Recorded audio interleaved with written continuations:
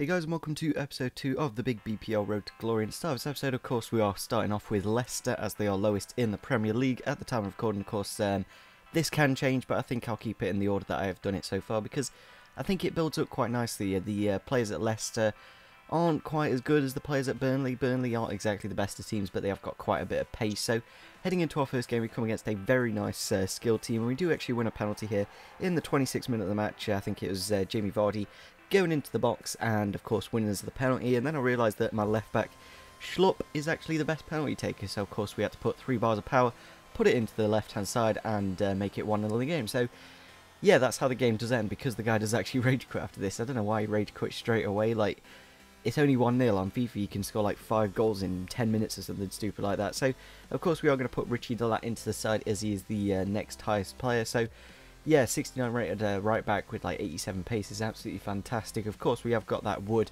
in the middle there, so of course he's probably going to be the next signing. So putting the number 2 on him, of course, and heading into this next game, we got back at Yogo, playing at left mid, Lawrence at right mid. But that's what we need to do if we need to get the best formation and chemistry. So heading into the next game, we're coming against a guy who's got 3 gold players, and I was quite confident in this game. It doesn't look like the best of teams. He's got Maega up front, who's actually a really good player in this game. He was actually really good on the previous FIFA when he was at QPR and West Ham. So yeah, I'm not too sure he's at the moment. So unfortunately we do concede that goal in the first like 10 minutes of the game, and then we head into the 40th minute of the match here.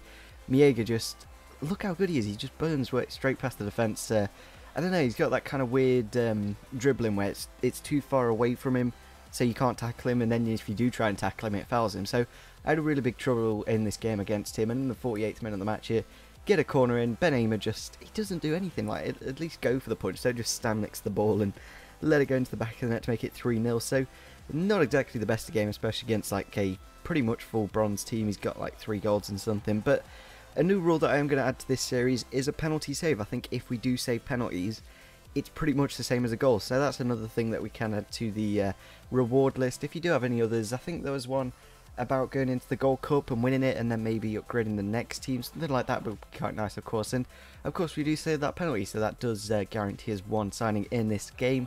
And then we head into the 83rd minute of the match here. Jeffrey Schlupp getting into a very dangerous area, eventually gets it back and then puts it into the box, and Liam Moore, I think it was an all-out attack, and yeah, we get a goal to make it 3-1. So yeah, then we go on the attack here in the 95th minute of the match. Jamie Vardy, he's actually a really good player. He's like 69 rated, but he's got 85 pace, so a player with pace is always going to do good. And we do sweat it across to Lawrence, who makes it 3-2, so that does guarantee us 3 signings for this game. So that's not bad. I'd say, for saying that we did concede like 3 early goals, at least we got that penalty save and the 2 goals to guarantee us 3 signings. So we are going to put Wood, Knockart, and I think Drinkwater, who are pretty good players. Knockart has 4-star skills, Drinkwater's got some pretty good rounded stats, and Wood isn't the best. He's a bit slow for my liking. He's a bit too clunky. He's not quite Giroud, but he's that kind of style. So yeah, well, of course we do need to take him off the checklist. That leaves about what, 2, 4, 6, 8, about 10 or 12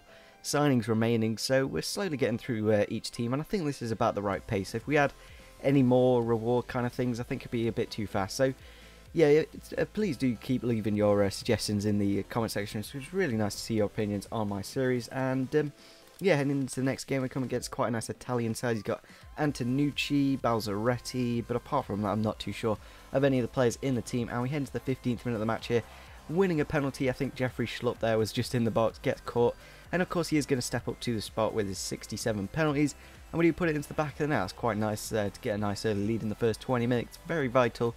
And that does guarantee us a signing straight away, so that's really good, of course. So heading into the 26th minute of the match here, he gets the ball up to Antonucci, and then he does a really nice chip through ball, gets it through, and then this kind of shot is just really frustrating, where it's like a slide tackle volley.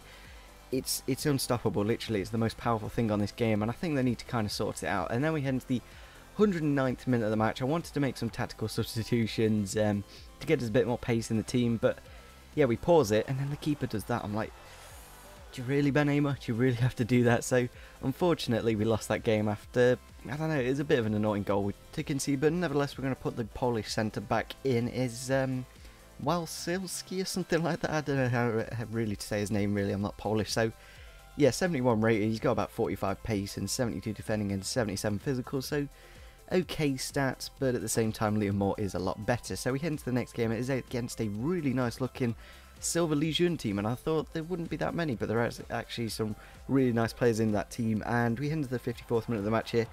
Speaking of the devil, Liam Moore being really good, he gets sent off. So that was a bit of a shame, of course, in the 55th minute. Then, of course, we had a massive gap in the defence. But when you do get a player sent off, you seem to do a lot better in the game. And we head into the 71st minute of the match.